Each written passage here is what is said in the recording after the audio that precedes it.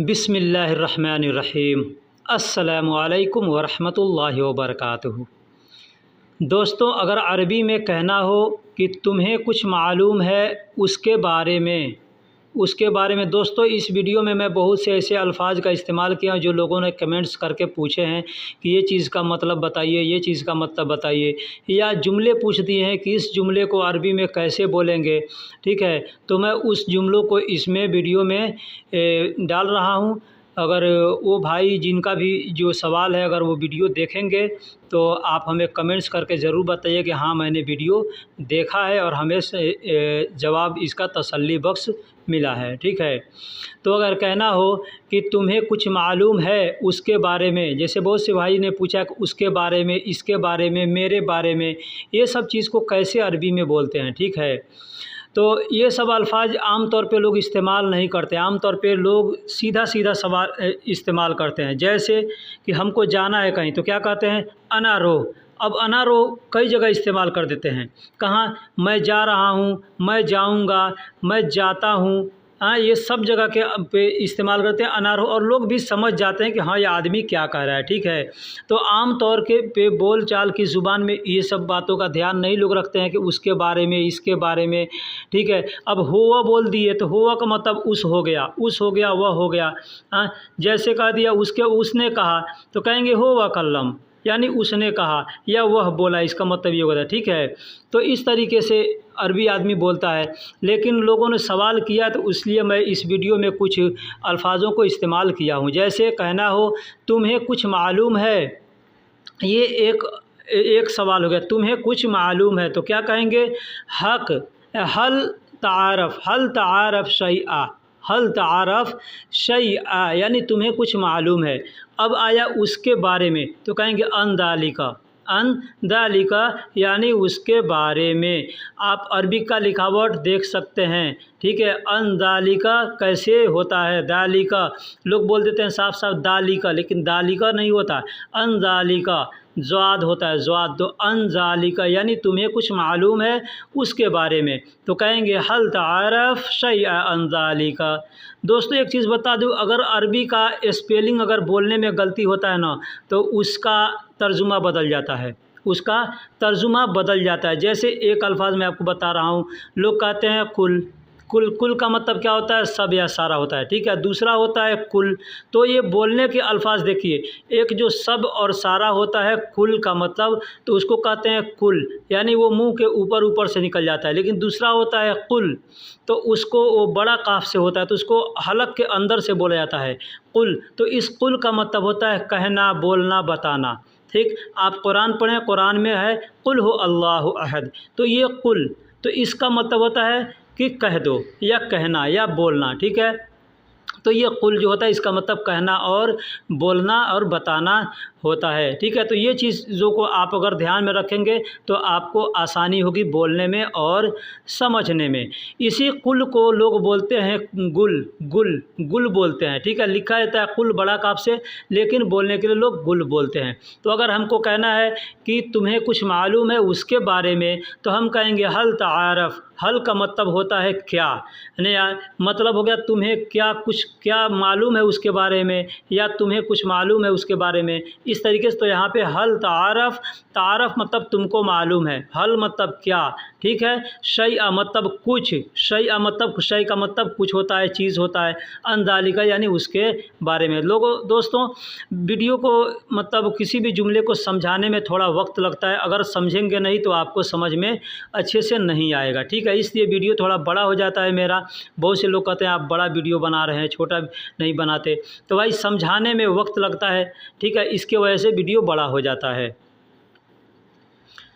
तुम मुझसे क्यों पूछ रहे हो, तुम मुझसे क्यों पूछ रहे हो, अगर ये कहना हो तो कैसे कहेंगे, कहेंगे लेमाज़ा। लेमाज़ा का मतलब होता है क्यों, लेमाज़ा का मतलब क्यों, अंत का मतलब तुम, तसालूनी सालूनी का मतलब होता है पूछना। ठीक है, सालून का मतलब पूछना होता है, सालूनी का मतलब मैं पूछ रहा हूँ या मुझसे पूछ रहे हो। ठीक है, तसालुन यानी तुम मुझसे पूछ रहे हो। यहाँ पे तो का इस्तेमाल हो गया, मतलब वो अंत, ठीक है। जैसे अंत का मतलब तुम होता है, उसी तरीके से किसी भी अल्फाज के शुरू में अगर तो इस्तेमाल करेंगे तो वो सामने वाले के लिए यानी अंत के जगह पे वो होगा। तो यहाँ पे हम चाहें तो अंत को हटा भी सकते हैं और तसालुन सिर्फ कह सकते हैं, लेकिन अगर अंत तसालुन हम कहते हैं तो सामने वाले को समझने में थोड़ी आसानी होती है, ठीक है। तो तुम मुझसे क्यों पूछ रहे हो, तो हम अरबी में कहेंगे लिमाज़ा अंत तसालुनी। किसी भी अल्फाज के आखिरी में अगर ई का इस्तेमाल किया जाएगा तो वो उसका मतलब मेरा होगा, ठीक है। एग्ज़ाम्पल है, कहते हैं कफ़ील, कफ़ील मतलब कफ़ील, कफ़ीली मतलब मेरा कफ़ील। जवाल, जवाल का मतलब मोबाइल, अब कहेंगे जवाली यानी आखिरी में ई का इस्तेमाल करेंगे तो ली बन जाएगा, तो जवाली मतलब मेरा मोबाइल, ठीक है। सैयारा, सैयारा का मतलब क्या होता है, गाड़ी। अब कहेंगे सैयारती मतलब मेरी गाड़ी, ठीक है, मेरी गाड़ी। सात, सा का मतलब क्या होता है, टाइम होता है, वक्त होता है, घड़ी होता है, ठीक है। लेकिन अभी हम कहेंगे साती, तो साती का मतलब हो गया मेरा घड़ी या मेरा वक्त या मेरा समय, ठीक है। इस तरीके से होता है, तो इस तरीके से समझा भी जाता है। तुम मुझसे क्यों पूछ रहे हो, तो कहेंगे लिमाज़ा अंता तसालूनी, मुझे पता है पर बताऊंगा नहीं, मुझे पता है पर बताऊंगा नहीं। दोस्तों ऐसे ऐसे लोगों ने क्वेश्चन पूछे हैं, सवाल पूछे हैं, इसलिए मैं इसका सारा ऐसे ऐसे करके जवाब भी उसमें दे रहा हूँ। किसी ने जुमले पूछे हैं तो जुमले का मैं मतलब बताया हूँ, और किसी ने अल्फाज पूछे हैं तो जुमले में हम उसको इस्तेमाल करके बता रहा हूँ, लेकिन उसको मैं अलग से उसका मतलब बता रहा हूँ कि क्या चीज़ का क्या मतलब होता है, उसको इस्तेमाल कैसे करते हैं ये भी बताया, इसलिए मैं जुमले बनाया हूँ, ठीक है। तो मुझे पता है तो कहेंगे आरफ़, पीछे आया तारफ़, तारफ़ आया ना, तो तारफ़ का मतलब क्या होता है, तुमको पता है, तुमको पता है या तुम जानते हो या तुम्हें मालूम है, ठीक है। अब आया यहाँ मुझे पता है, तो मुझे पता है कहेंगे आरफ़, आरफ़ यानी मुझे पता है। किसी भी अल्फाज के शुरू में अगर हम अ का इस्तेमाल करेंगे तो वो अपने के लिए होगा, अल्फाज के आखिरी में ई का इस्तेमाल करेंगे तो वो अपने के लिए होगा, और अल्फाज के शुरू में अ का इस्तेमाल करेंगे तो अपने के लिए होगा, है ना। एक और चीज़ बता दूं, किसी भी अल्फाज के शुरू में अगर आप तो का इस्तेमाल करेंगे तो वो सामने वाले के लिए होगा, है ना, और किसी भी अल्फाज के आखिरी में अगर क का इस्तेमाल करेंगे तो वो भी सामने वाले के लिए होगा। इस चीज़ को ध्यान दीजिएगा। एग्ज़ाम्पल है, कहते हैं सलाम अलैका, सलाम अलैका, अलैका, अलैका का मतलब होता है, अला का मतलब होता है पर, क मतलब तुम यानी तुम पर, सलाम यानी सलामती हो तुम पर, तो सलाम अलैका कहते हैं ना, यानी सलामती हो तुम पर, इसका ये मतलब होता है, ठीक है। तो आरफ़, आरफ़ यानी मुझे पता है, वह का मतलब और, लाकिन, लाकिन यानी लेकिन, लन अगुल, लन अगुल यानी अगुल का मतलब होता है मैं बोलूँगा या मैं बताऊँगा, लन अगुल यानी मैं नहीं बताऊँगा, लन अगुल यानी मैं नहीं बताऊंगा। तो मुझे पता है पर मैं नहीं बताऊंगा, या मुझे पता है और मैं नहीं बताऊंगा, इसको का ये सेम जुमला है, और इसको अरबी में बोलेंगे तो आरफ़ वलाकिन लन अगुल यानी मुझे पता है और नहीं बताऊंगा, या मुझे पता है लेकिन नहीं बताऊंगा, इसका मतलब ये होता है। तुम पूछ रहे हो, तुम पूछ रहे हो, अगर कहना हो तुम पूछ रहे हो या तुम जानना चाहते हो, मतलब ये होता है। देखिए हम हिंदी में किस तरीके से बोलते हैं, तुम पूछ रहे हो या तुम पूछोगे या तुम जानना चाहते हो या तुम जानने के लिए बात कर रहे हो, ये सब पूछते हैं ना। तो अरबी में कहेंगे अंत तसाल, अंत तसाल, अंत का मतलब तुम, तसाल का मतलब पूछ रहे हो, तुम पूछ रहे हो, तो कहेंगे अंत तसाल यानी तुम पूछ रहे हो, तुम पूछ रहे हो या तुम जानना चाहते हो, तो कहेंगे अंत तसाल यानी तुम पूछ रहे हो, इसका मतलब ये होता है। मैंने पीछे बताया कि किसी भी अल्फाज के शुरू में अगर हम तो का इस्तेमाल करेंगे तो सामने के वाले के लिए होगा, ठीक है, और वही अगर आखिरी में हम क का इस्तेमाल करेंगे वो भी सामने वाले के लिए होगा। तो अंत तसाल यानी तुम पूछ रहे हो या तुम जानना चाहते हो, इसका मतलब ये होता है। तुम्हें क्या फ़ायदा है, तुम्हें क्या फ़ायदा है, तुम्हें क्या फ़ायदा है, या तुम्हारे लिए किस फ़ायदे का है। हम लोग कहते हैं ना, कोई सामान है, हम कहते हैं कि तुम्हारे लिए किस फ़ायदे का है ये, या तुमको किस फ़ायदे के लिए है, या तुम्हें क्या फ़ायदा है इससे। ठीक है, तो उसको अरबी में बोलेंगे मा हिया अल फ़ायदा लक। मा हिया, माँ का मतलब देखिए, अभी तक आपने सुना होगा किसी के भी वीडियो में, या लोग बोलते हैं कि माँ का मतलब नहीं होता है, लेकिन यहाँ पे माँ का मतलब क्या है, माँ का मतलब क्या, इसका एग्ज़ाम्पल में मैं आपको बताऊंगा। जैसे हम कहते हैं ना, मैं असमुख, माँ असमुख, माँ असमुख का मतलब क्या होता है, आपका नाम क्या है।